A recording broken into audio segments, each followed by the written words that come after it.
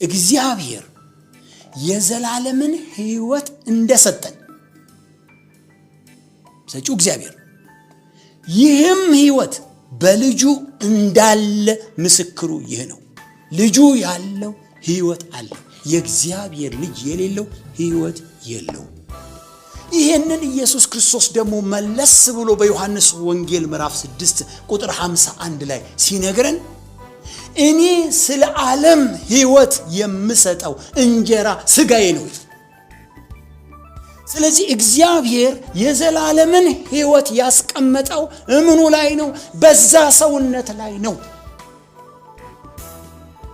በዛ ሰውነት ላይ ነው ሲባል ያ ሰውነት በመሞት በዛ ሰውነት መከራ በዛ ሰውነት ስቃይ በዛ ሰውነት እዛ ሰውነት ላይ የሚከናወነው ነገር በሙሉ የዘላለም